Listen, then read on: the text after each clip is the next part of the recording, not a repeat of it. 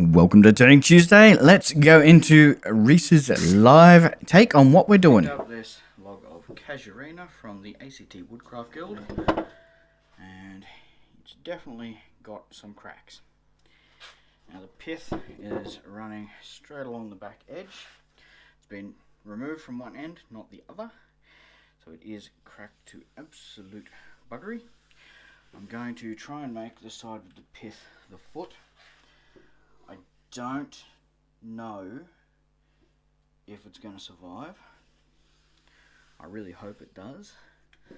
But these cracks up here go in at least a centimetre, so I'm hoping the curvature of the bowl will get rid of them. Not sure what these cracks up here are doing.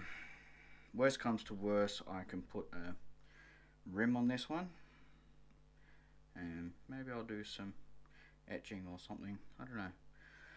See what I feel like. If it looks like it's doable, I may get it to a rough shape and then fill these in with glue. I just don't know at this stage. So bear with me and let's go and have some fun. And fun we did have. So getting into this, and we are looking at a bit of a nightmare. So yeah, I went to the ACT Woodcraft Guild and I saw this piece sitting on the bottom shelf. I saw the cracks and I went, wonder how far that goes. Now, the local milling team for the ACT Woodcraft Guild calls Splitsuarina. So that's why I chose to put that on the thumbnail, because this had definitely split. So anyway, just moving in, I'm using my 1/2 inch bowl gouge. So this 1/2 inch, I believe in America, is also known as the 5/8. It is the Crown Cryo, and I've got a heavily swept back profile on it. And yeah, so I saw this piece, I saw the heartwood, and I saw the different colors that were in it. And I was like, none of the Splitsuarina that I've got up in Mudgee had anywhere near this much variation in the color. And so I wanted to give it a crack and I wanted to see what would happen. Now, I knew this was going to be an absolute slogfest because Splitsuarina is very hard. And so I was like, we'll see what happens. Anyway, so I'm starting to turn this before I go out to dinner.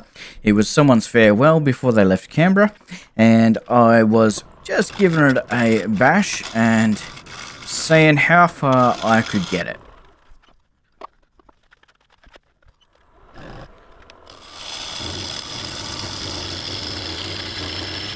Now, as you can see, I am getting a decent cut and a feed rate out of it. The speed is still quite a bit lower than where I'd like it, but it's getting there. Now, I did want to get a standard shape on this. Nice, round, big, wide. But you'll notice I just keep going in and in, seeing what's going on with the cracks. And I got to a point where if I went any further, there wasn't going to be a bowl left.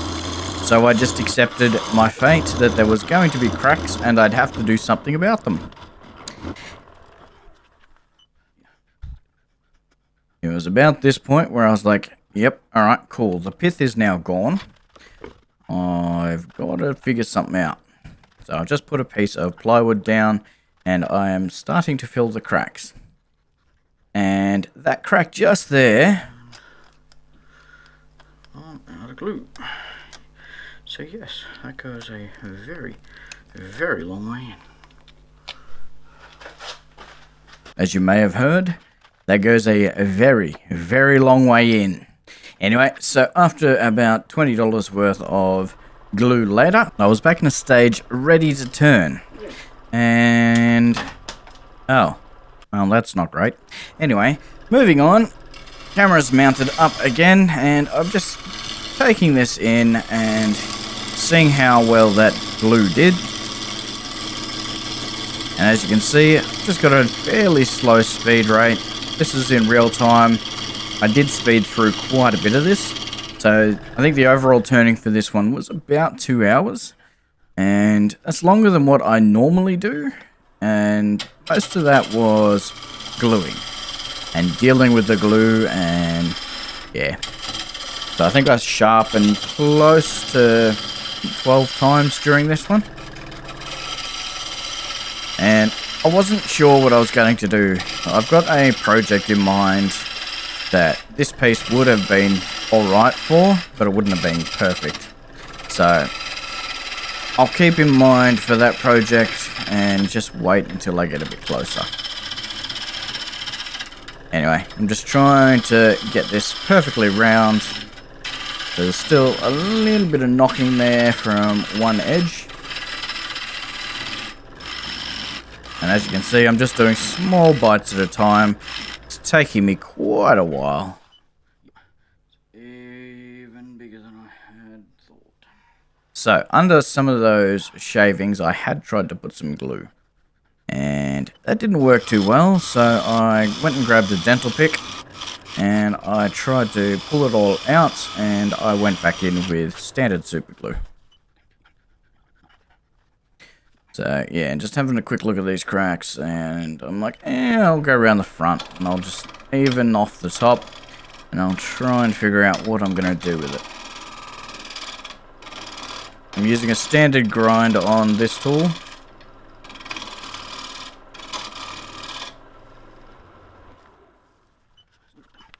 Not quite flat, almost there.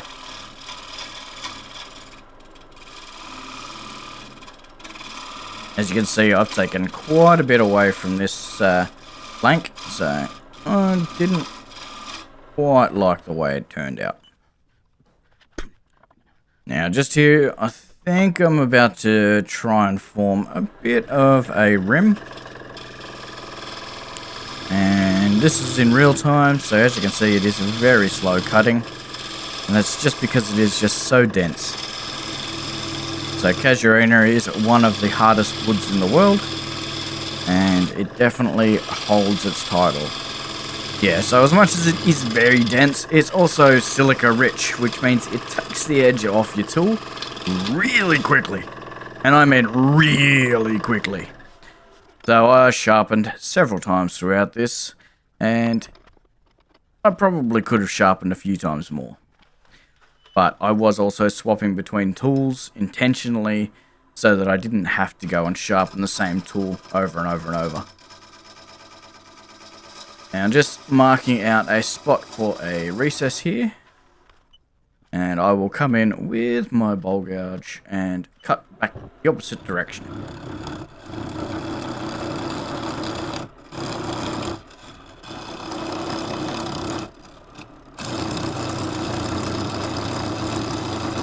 Now I am cutting in a bit more than I probably should be in a single pass, but got the job done. Coming in with a skew and making a little bit of an undercut there.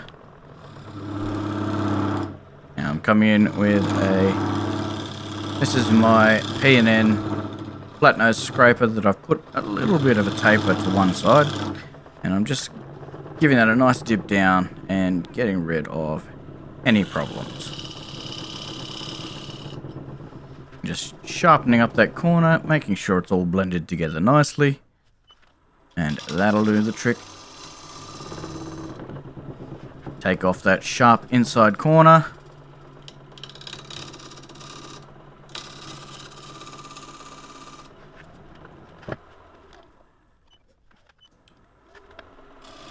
And I was just doing a little touch there to define where I wanted the outside of the foot.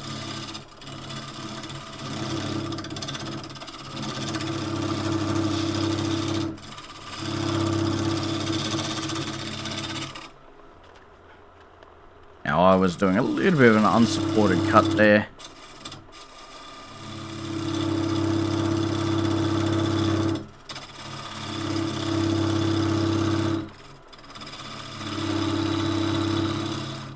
Again, real time. As you can see, this is very much a slow process. And I'm just coming in and I'm just doing a little face scrape trying to flatten that foot off.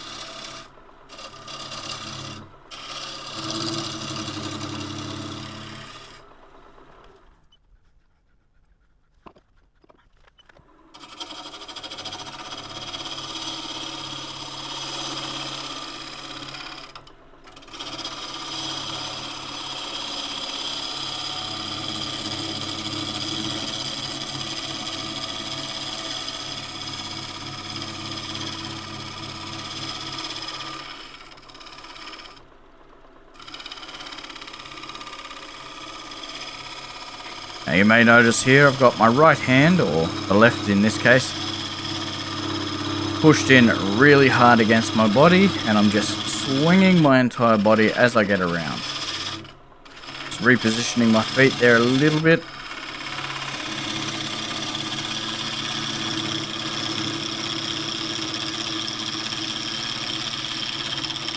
And then I was like, I want to flare this back out. And so I was aiming for almost an OG type shape. So flared out with a rim at the top. And there's those pieces of glue that hadn't actually dried. So I'm going to come in with my dental pick and pull those pieces of glue out.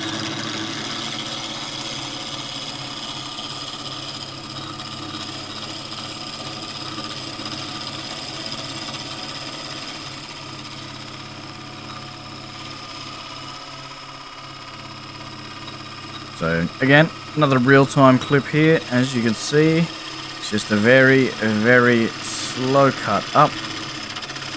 I am leaving ridges. And right now I'm going a little bit deeper, trying to make that lip a little bit more pronounced.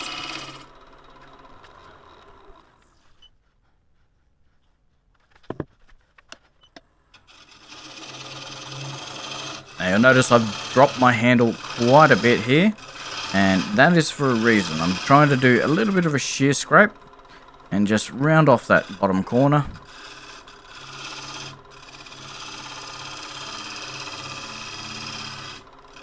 Bit finer shavings coming off there.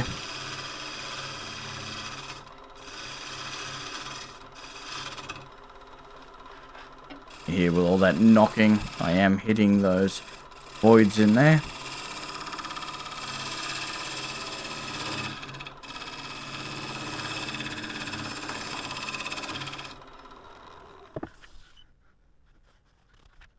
Tried to pull it out with my finger.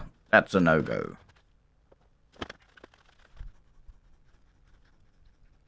Dental pick, pop it out, clean it up.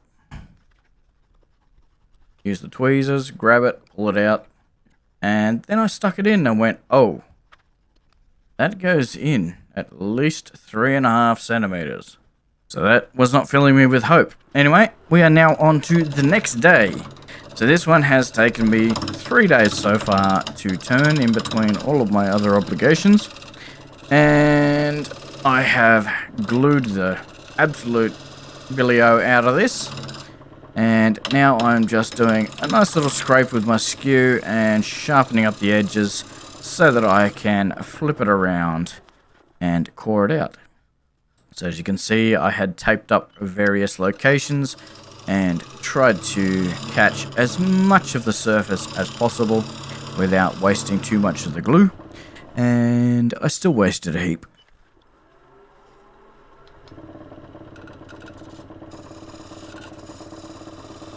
Just coming in with another very, very gentle cut with the tip of the skew here.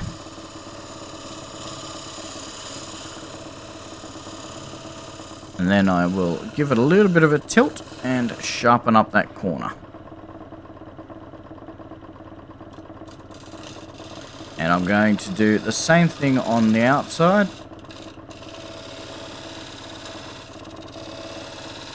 And that skew is in need of a sharpen.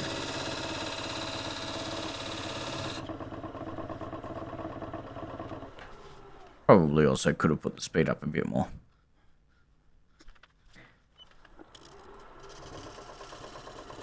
Just rounding over that foot. And then I will flatten it properly because there is a little bit of a ridge there. But overall, it's looking pretty nice. Now, this rim was not perfectly round, and so I'm doing a little bit of a concave rim. So something I like doing is a bit of a cove up on the rim, and then I put a sharp undercut to make a shadow line on my bowls. But the tear out from the cracks up on the rim there were just too substantial, so I had to take it down.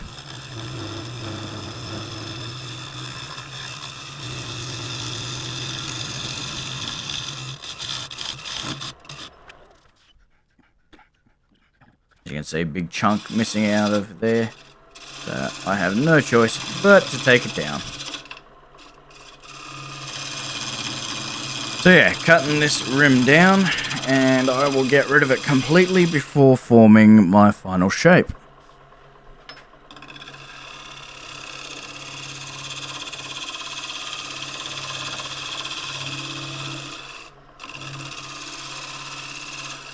As you can tell, I'm just doing very gentle touches, just trying to work with the wood, because it is a very, very dense, dry, stubborn sucker.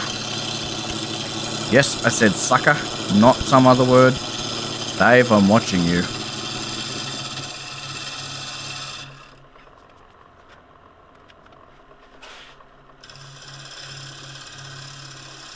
Just doing a nice little shear scrape there. You'll see that it is not bevel supported.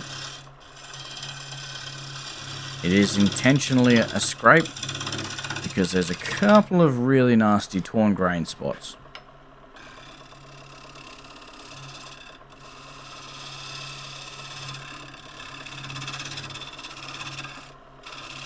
Which probably means I needed to go and sharpen the tool.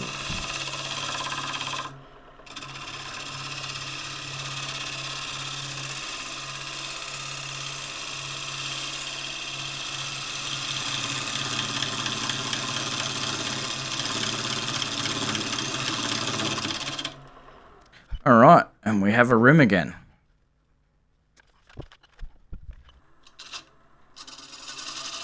And this is how I like to create my shadow line. So I just use the tip of a skew and I gently press in. It is very slow work, this is real time.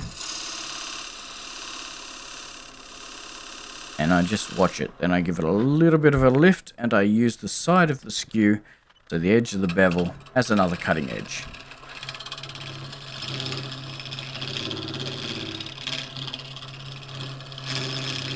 As you can see, this has quite a taper on this square end scraper.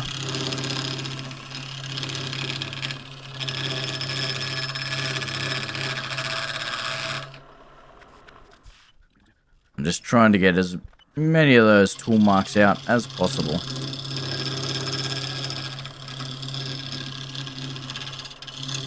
Keeping the angle down so that the connection is less than 90 degrees.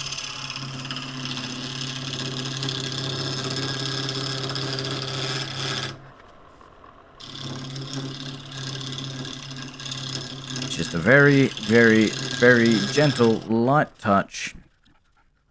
And yes, there was a lot of dust coming off because this probably needed a sharpen as well.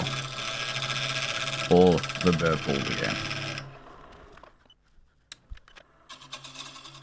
Anyway, it's coming up nicely. Most of those tool marks are gone. So we'll be just finished here in a minute and we'll move into sanding. Now this one is so dense that I chose to power sand it. And so I met with Michael Mogi and picked up a 75mm wad punch and a couple of additional things. And yeah. So this is going to make my life a little bit easier. So I've already made these and I decided to get rid of some of that really rough stuff just off the top. Now I'm not going to do the whole grits on camera, but I did stop and start and use the momentum of the drill. And I hand sanded a few of the really annoying spots.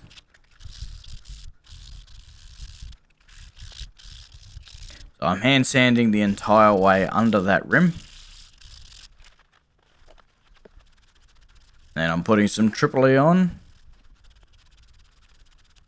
As you can see, the color of that is already starting to pop.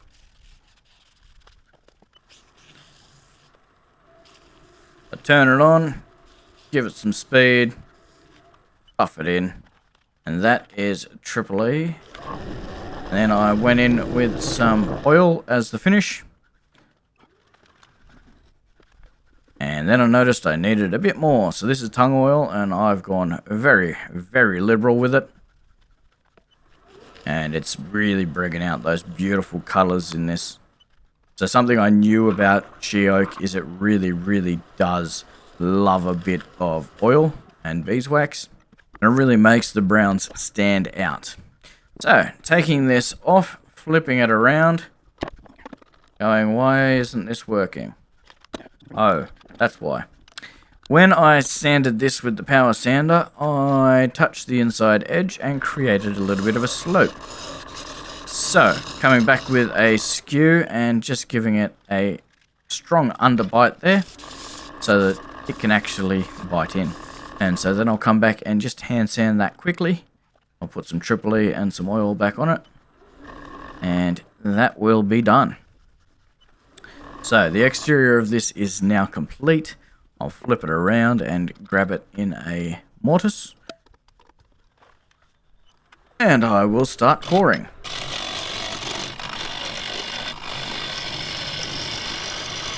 Now the coring on this one was even longer than the outside.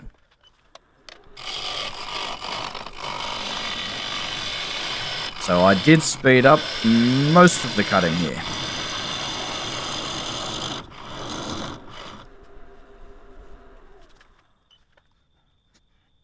But already some of those cracks are starting to appear, and I'm starting to get a bit concerned. Just using a little scrape and getting the whole surface flat, just to start with, and I'll come back in, and we should be laughing. You can see a beautiful knot up on the top there. Now I'm starting with my short grind on record power tool. It's doing alright. Not doing great, but it's doing alright. Now come back with my long wing.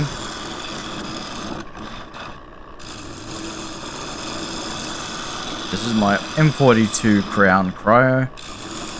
And it's my 1/2 inch bowl gouge. And it is cutting really nicely. For now.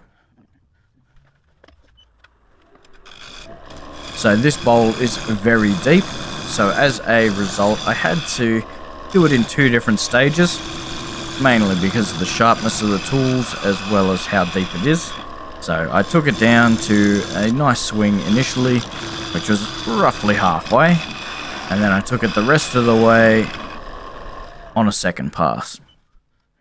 So I'm gonna switch over now to my standard grind on a U-shaped tool and see if that'll do any better. So this tool is my Woodfast, and I'm not an overly fond fan of this handle. It doesn't feel quite as rigid as it needs to, so I'm thinking about taking that off and putting a red iron bark handle on it or something. I don't know. Leave your comments down below if you think I should do that or use a different type of wood. Anyway, as you can see, I'm already starting to flatten off the bottom for this first pass.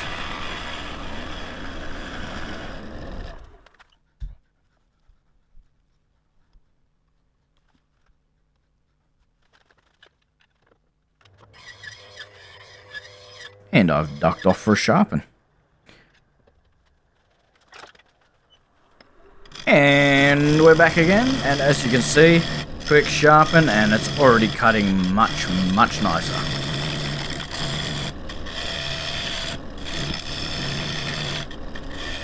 I'm just doing a little bit and a little bit and a little bit and a little bit, and then I'll come in and scrape it all back smooth after the fact.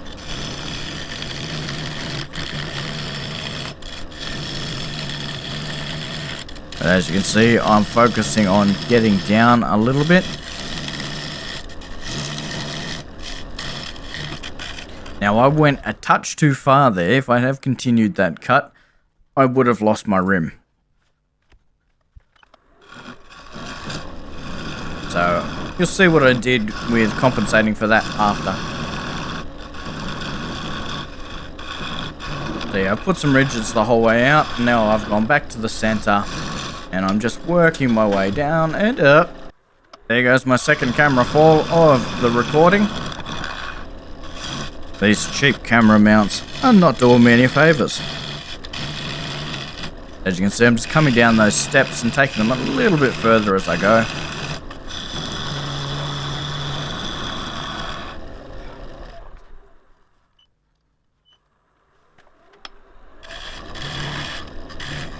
Now I'm coming back up those steps and I'm just taking the ridges out of them a little bit.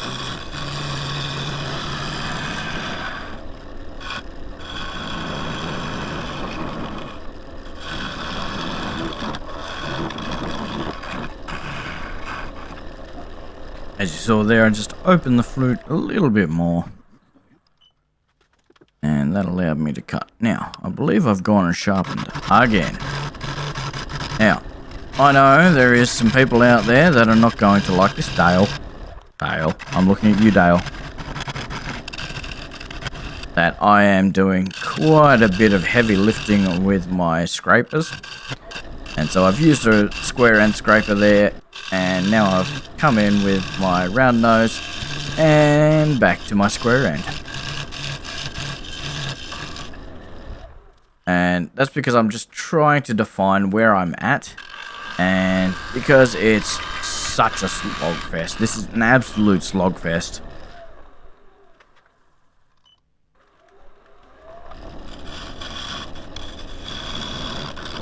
As you can see, I have lost one of my camera angles. And I am focusing on the end camera and the above camera. Now, because I did lose my camera angles, I have done quite a bit of cutting of my recording to make sure that I'm picking up the swings and making sure you're not getting elbow camera.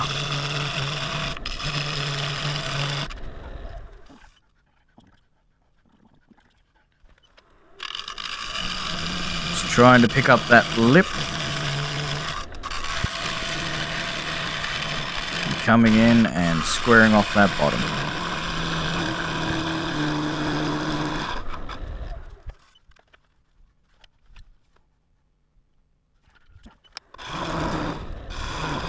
So I'm pretty happy with where that's at. Just taking a little bit deeper, trying to recover a bit more workability. And I'm just using my finger calipers, trying to figure out where I am in the bowl. So it is all about feel here and making sure that I've got everything covered.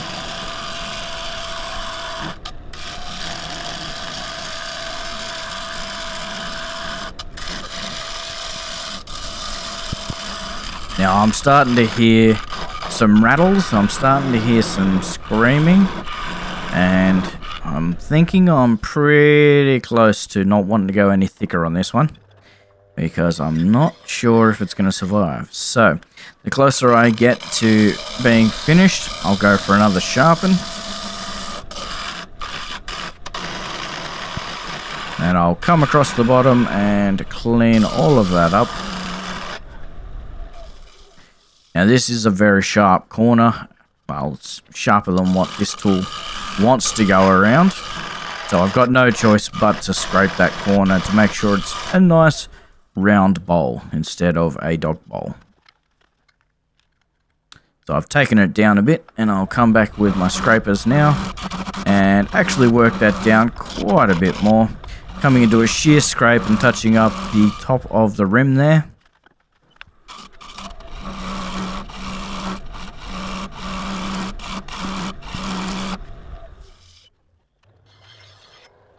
gone for another sharpen. As you can see, I've been working that center down a little bit. I haven't started working on the side. And so I'm coming with my French scraper up the side there. And that got rid of most of that. Now I'm just working on blending the two walls together. So the bottom and the side. And making sure there's a beautiful curvature. And it all just flows together. Inside matches the outside. And it just balances lovely.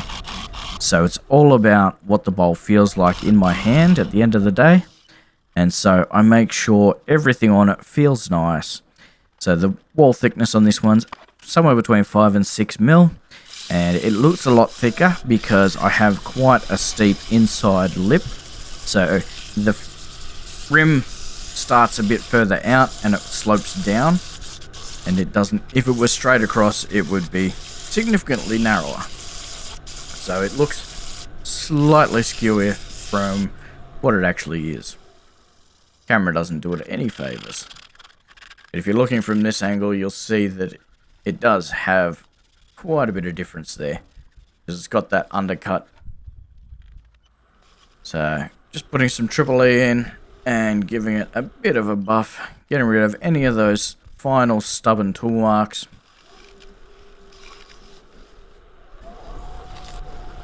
Crank it up, get rid of any excess. And I'll come in with some oil and beeswax and she'll be done. And have a really good look at those Mildari rays out there, really popping. The whole body shifts chatoyance, and this is why this wood is always worth turning. Yes, it's a slogfest, but boy is it beautiful. I really love it every time I turn it. Just every single piece is so different. It's got such beautiful figure in the lace. It's got really nice colors. It's just not a boring piece of wood. You can get some that just look, alright, it's a piece of wood.